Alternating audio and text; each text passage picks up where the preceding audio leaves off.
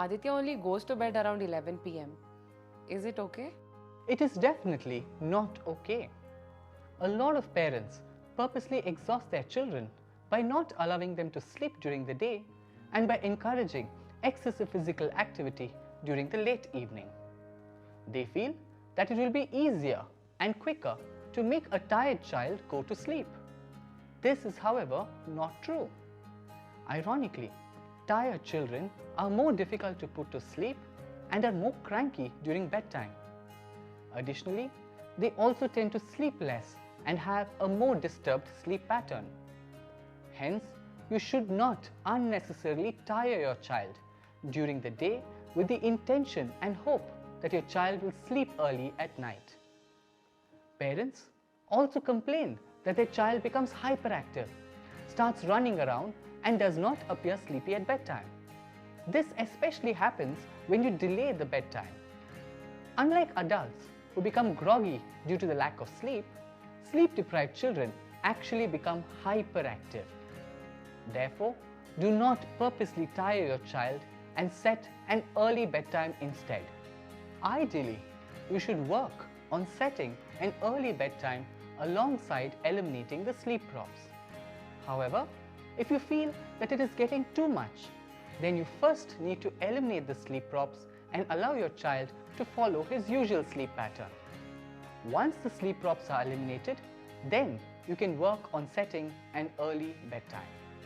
Doctor, what's an ideal bedtime? To make it easier for parents and children in our country, your child should wake up between 6:30 to 7:30 am.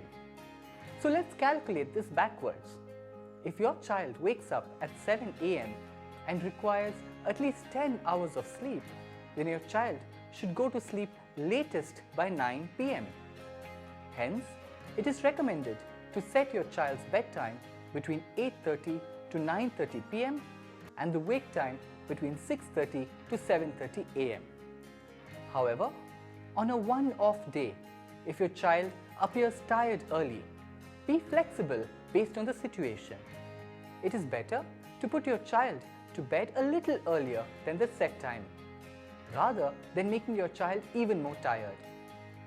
A wrong notion that a lot of parents have is that if they put their child to bed early, then their child will also wake up early. This is not true. Early bedtime does not mean that your child will wake up early. Studies have shown that a child's wake time remains unaffected if the sleep time is preponed by 1 hour, irrespective of the sleep time. So if your child wakes up at 7 am every day, then he or she will continue to wake up at 7 am even after you shift the sleep time to, let's say, 1 hour earlier. Setting an early bedtime benefits both you and your child in many ways. You not only get time with your child in the morning, but also more time for yourself in the evening. If your child goes to bed early, then it gives you sufficient time to relax. Do not feel guilty or think that you're being selfish. Parents do require time for themselves to especially perform the difficult task of parenting much better. Doctor, is there any way we can identify that he is now tired and is ready to sleep? Yes, infants and toddlers tend to demonstrate signs when they get tired and need to sleep. Some of these signs include eye rubbing, yawning, slowed activity, redness below the eye, more than usual whining and fussing, loss of interest in people as well as play. This phase is referred to as the child's sleep window. Parents should watch out for these signs and not miss your child's sleep window. The signs are demonstrated both for nap time and the night time. If your child is not made to sleep during this sleep window, then it's likely that your child will get overstimulated post that and will become hyperactive.